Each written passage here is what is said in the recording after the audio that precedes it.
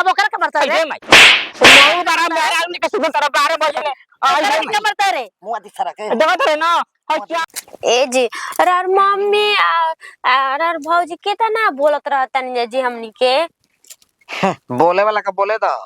हमनी के जोन करे वाला का अपन काम करते बन जा तब अब का टेंशन करत रहू का तनी खा के आवा बाहरी चल हम बाहरी जाई रे बताई त बाहरी काहे खातिर जाई गोरू के मुंह द ये काम करे जाई ना तू चुपचाप रह हम जिस आराम करतनी ना जिससे तू आराम कर रे जेवन कहते ने हम करब ठीक नु हां अरे के देही ना अनारवा से वो छील के सुबेरवा काहे ना खानी जी छोड़ के तक भाग जानी तो का करी होता ना हम खाइला तना खानी खाए नहीं तो कैसे रहब नहीं एक तो ऐसे ही कमजोर रह तो जान तो रू हम ढेर ना फल खाइला ढेर खून हो जेते यहाँ तो मारी के घाई न कर दे मन के घरवा में बुझाइल तो खाई ठीक नु रे खाई नहीं करे रे दोबार पत्थर रहे के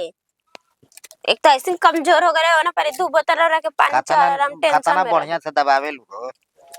देहिया का दर्द ये खत्म कर दे तू तो पेटवा दबा दी ना पेट काहे के दबाई गइनी मार पर आत रह माई माई कर पर आइले से हम नहीं कर कौन काम बा कम कइला मत करी हो पर आवे वाला के पर आए दो अब भौजाई के चरचराता त जोन चरचराए दो मांग तो दीदी से तनी से पानी मांग ले पानी हां पानी दी मांगी ना दिया ना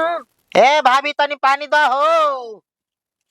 अरे बाड़ू घरवा में का दिन के मुंह सुता दबाओ कहा जी अरे तनी प्यास लागल बा हो अच्छा बड़ा निकला था हाय महारानी जी का करम के हम पानी दी अरे तने कर मिजाज थाकल बा करो ना बुझाइल सुनी देवर जी आज कान खोल के जोन रो सोचे के चिल्ला था जी एतना अरे वो तार दीदी जी है ये कपार काहे दुखाता कि है हम घर के कमा कर तरी वैसे कपड़ा दुखाता अब पानी तो हम हम कहे कि सास और ये हमरा ससुर जी हनी ठीक है ना रौरा के ऐसे मन कला बोले काहे रे पानी मांगनी है जी तलिया कपड़े से पी लेवेला अपने से हाथ ऊपर भगवान माने एगो पानी मांग दे ये तो लागत तो भाई तू करे पानी काहे के दी पानी नौकर लोकत नहीं जका घर पे घर चढ़ा के सुता रहता जा काम है तेरी फोन कल में भरेगा ना गाय खइला बिना बाय में खूंटे पकड़तिया जवानी खत्म हो गइल बा ऐसे पानी नहीं खिदे सारे जवानी में पानी चढ़ता न तू ढेर भल बन जवानी देखावत आज जी कहीं रौरा के मन करला कि मार दई खिस बरता हमरा काहे मांगनी है हां जी हम ही न कह तू प्यास लागल बा हमरा कहत है सब का करी जाई के मन नहीं करत रहला बहरिया उठ के कितना चिल्लानी जी चिल्लाए वाल के चिल्ला दो चुपचाप रह ने सुत ता काम कर रूमी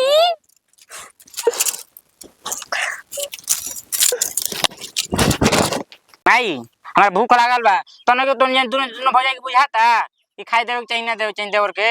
बताओ अरे नतिया हम तो दोनों लाल 4 बार बने वो देख के वो ओकरा के देख के जरतिया ई डाहे मरतिया हाँ का करे देख देख अपने मिठी मर जी संकट जी असन कि वो सुतल उनकरा के देखियन आ सुतल देख उनकरा के देखियन ये सब तो बा घर में काम धाम बा कि भैंस कैसे खाई कैसे ना खाई नतिया एकदम अब गाड़ी लागल बिया कुटी कटवावे के बाटे एगो बड़का बेटा बा हमार तो बाहर करते करते मरता है कनी के घर में सूत के ऐठनिया धरत हुआ ऐठनिया धरता हां तो ठनिया धरबे करी तू जवन कर चाहे लो सर अपना मन के जतरा बुझाई होता ना हम का कर बाप बाहर में खटत खटत ई काल हाल हो गइल बा उनकरा बताओ वो लोग के बुझाता और सुतल बहन मेरा लेके बताओ दिन रात कर घर में कर निकल तो खबे न करी काहे ना कर हो जैसे ही घर में कोनी बैठनी है त कहती है कि पानी एक गिलास दी पिए के बोले हम दियो का आई हो दादा ओ खलवारी के लाज नहीं खेलगत हो ओ का बा इहो नहीं के कूट उठ बैठ जाय आराम से सूत के कहते के है जी जाय के कपार दुखत चर चर करत ई कर होय से हैं हम का करी हमर त बुझाते नहीं कि उन्नतिया ने सब कहां में गुंजना ओइ में सुतल भर रुका ए बेरा रुका हम जातन तब उन्नति के दिन हाथ खबर ना लेते चोगला अभी तक सुतला ही बरन सुते दे ना के पानी पियावे हो गई अभी चल कहीं लो बुझाता पिया देले बिया माई तो हम ही भारी हो गइल बनी घरवा में हैं हैं हमरे के सुनावत रहता नहीं जा आहो अब का गइलो एकरो बतिया सुन अब कहां गइलो जाता नहीं हम नहीं हर सुन ली जा आ उनहु के कहत थिन कि आई है का है जी का फैल के रहबी ना माने भतार के साथ दिन त हमार भतार नहीं खे हमार ना सौक के दिन सुत रही काम का घरवा के दोसर कोई आई दाई लौड़ी लागल बा का घरवा में अरे रे करी हमरा से इकुल ना का होई जा हे नहीं बा- जा जा अरे नतिया मेहर मौका अरे भेड़ुआ देख हमरा मार के गाड़ी मन दही वो काहे का हो? करते खराब कर के बोला तेरे बुलाओ चिल्लाओ पहले तहार रहन की पहले माई के रहन पहले बताओ तो कुछ रहा त का से माई के बेटा कुछ करियन तारा भी एती हो गइल का चुपचाप रही ठीक नु आई हो दादा ते का हम चाहते जानते ना रे तो कैसे हम मर जाई कबे लोन जाइल भी अपना गाँव जाते जाए थे करके एकल मैं कम आराम कर दिया कर कपार दुखात रहता का हो गई हम मर जाई आई हो मेहरारू वाला कहां तो मर जाए ओ आओ कम नहीं है सारा बेहुदा का करता है का का है है? साटा पे लौड़ी बन के का दाई बन के महीना काटा बनई कोई आय ए, भाई इनका मेरी साटा राजा बनता का है। रानी हरी हम काई खुरे पे फेंकल तो हो रहा ले बेसी एगार हाँ, सुनो। ई करे मतलब हां तारे ने वैसे में मर्द कमाला तेका मतलब हम ले कल के हो जाई अमानत आप नहीं रखे ना कोई के देवे हां का का बुझा के ले लेवेला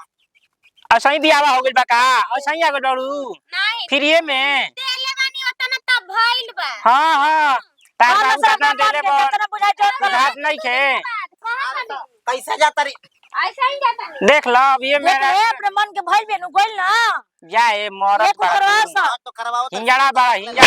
मार माइंगा हम के करवाओ तनी रे तनी हम करत धर्म नती झोकड़ा का बार दे जाई लिया लाइन भौजी के हटा से हम जाता नहीं आई हो मैं अब ओकरा के मरता आई रे रे मैं मोहू बारा मेरा आदमी के सुबह तरफ 12 बजे ले आई ओकरा हो के मैं मरता रे मुंह आदि सरा के देखो तो ना और 4 बजे जा काम भर जाएगा भैंस का पानी पिए नहीं हो आ मैं थुरा तनी बताओ आई घर में रहल हमर तीन बार माई रे माई आई रे माई आई रे माई रे माई रे आई रे माई आई रे दादा आई रे माई छोड़ के ना रे छोड़ के ना कि नती दोनों दो गला भइल बस दोनों दो गला के जामल हो गेल बड़ा अब हम घर में ना रहम मेहरारू को भागा के साला ये थुकइले बड़ा भगा होता उहे भगा जाता होता नहीं। ये भगा होता हो आय राजा बैठी भइल बड़ा राजा महाराजा भइल बड़ा तू ही होत रह जितना तू पहन के ओढ़ के चलतो ओकरा ना चले वाला हां लंगटे घुमाता लंगटे घुमता जा गोलियर में हरिया तो चल जाऊ जे जाए 2 दिन के बाद जीबे करो चल जा अभी जा जा निकल जा